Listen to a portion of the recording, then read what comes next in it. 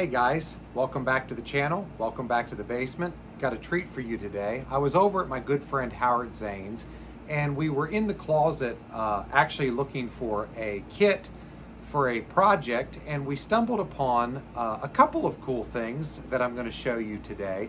One was some sketches that Howard had done many years ago of structures that he was going to build. I've seen some of them previously, HO structures that he had built that he sold a number of years ago.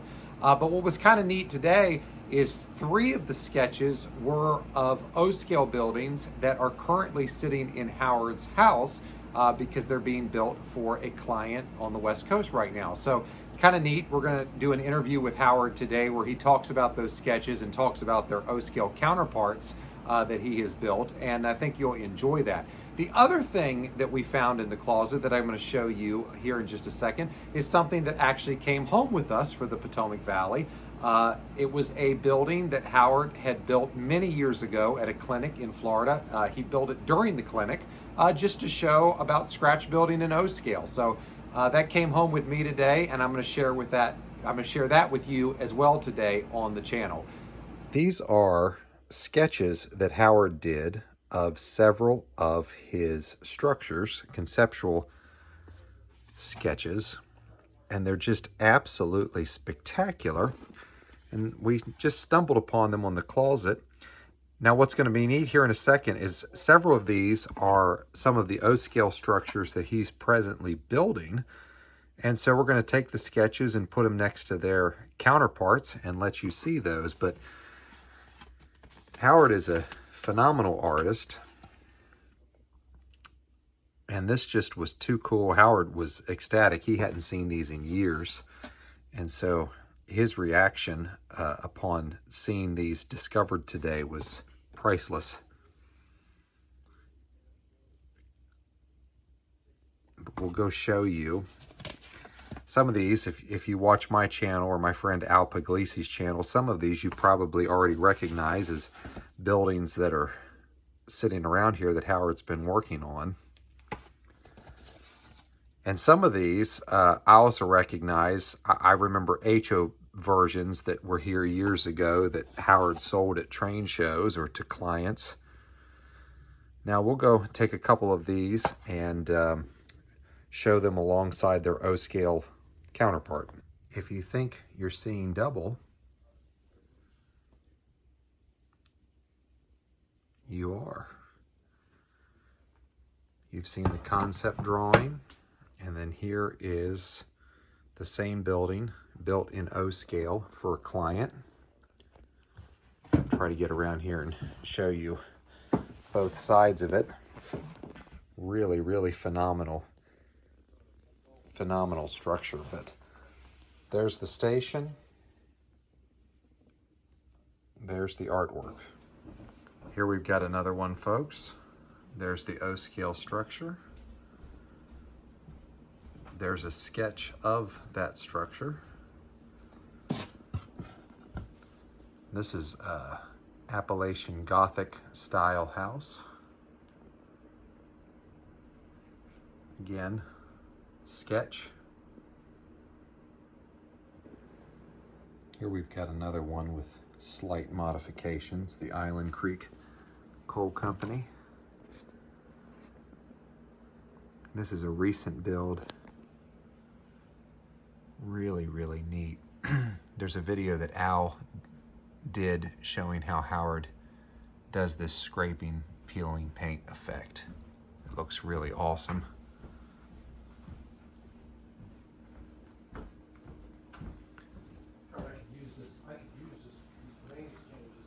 O-scale madness at Howard Zane's. Hey folks, we're here with my friend Howard Zane.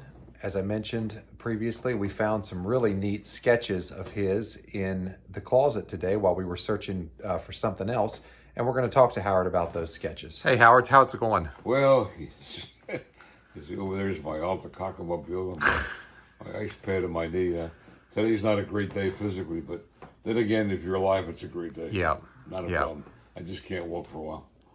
Anyhow, these sketches, I forgot I had these. Years ago, I would sometimes sketch with the client or sometimes before I made the thing up, I would do a sketch. Now these are very, very rough sketches. We have 3 sketches here. Well, here, you want to shoot these first? Then we'll show you the prototype. Yep. These are very quick, done with a pencil, and I don't think I have more than 10 or 20 minutes in these.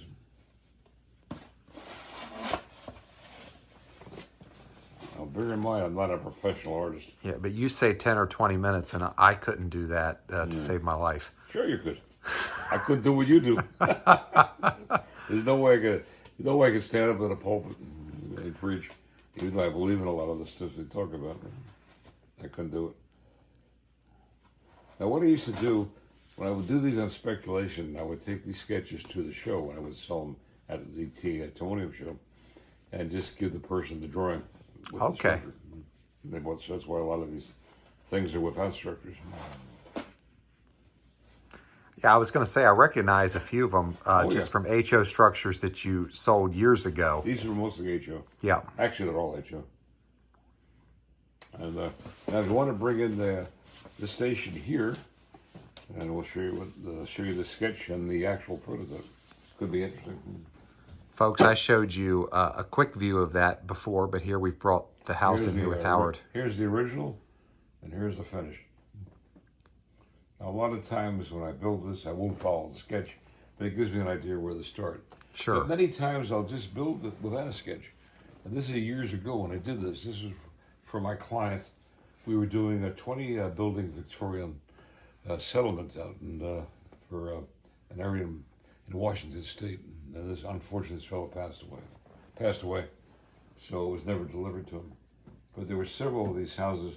Now, that's not full Victorian. It's still what I call Appalachian Gothic style. Right.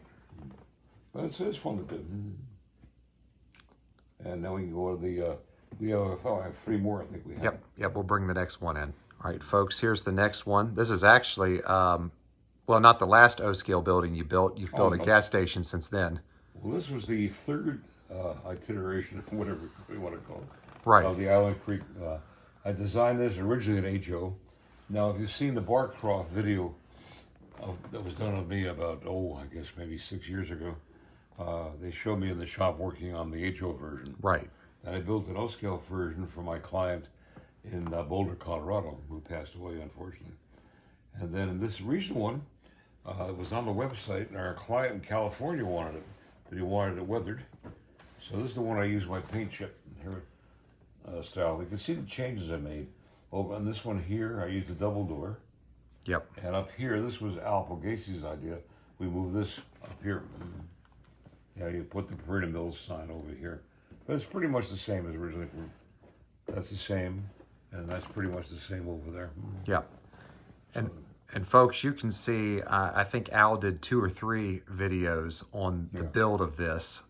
In fact, Howard, you just finished this one last Friday, right? Yes, and now our client wants another one of these with a different name. All right, So he must like it. No problem. I gotta build. Keep on. After a while, you can build so many. I'll tell you a story.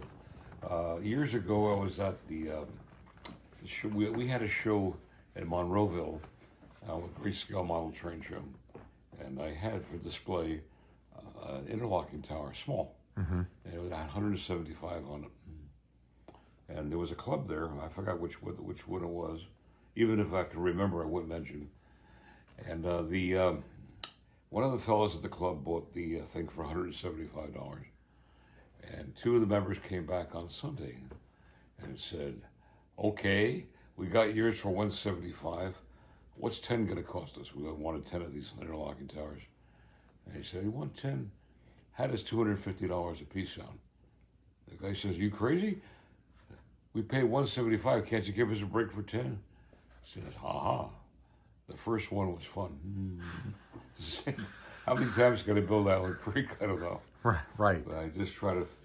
It's working with wood and gluing things together. I love doing. Right. Now these sketches you see, even though they're framed, originally I framed these because I presented these to the client. A lot of times I would sketch these with the client present. So I don't think I ever spent more than 20 minutes. All freehand. There's not a straight line on there. It's just a rough sketch. Yeah, these are interpret his ideas. combined with mine. These sketches are incredible. This was a really cool find today. Well, glad you found them. I had no idea they were there. Yeah. Now we have one more of the station, a large station. Yep, we'll bring that in next. Okay. All right, folks, we're back with the third building that we had a sketch to match. Now, I jokingly said to Howard, the small station, this station is by no means small. No, I only said feet. that in reference because there's an 8-foot long station sitting back in the other room. StationZilla. Yeah, that is StationZilla. This one was, the original was HO, of course. And this sketch, of course, I did this with the client. This is probably a 10-minute sketch. And here she goes. It's almost exact. I was about to say. This is not quite yet finished. I still want to put a little more weathering on it. But it's really close. Here's this area here that's pretty much the same, except I had 2 baggage doors in the sketch. I put 1 baggage door and a standard door. Here's pretty much the same. I narrowed this a little bit. And here's the back of the, I'll show the back of this.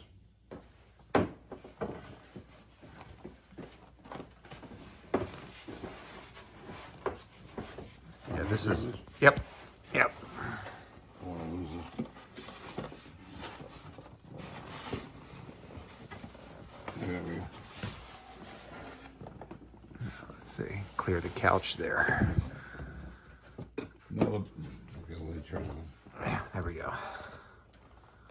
Now again, this is a work in progress, but it's just about finished except for the light weathering and the scenery.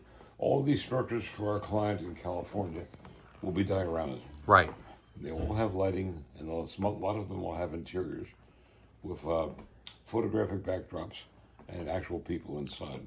Right. And this one, of course, will have track. But the track will be 3-rail, but when you paint it and you ballast it properly, it looks fine. Yep. So Yeah. you 2-railers that poo-poo, 3-railers think twice because you can do a lot with 3-rail track.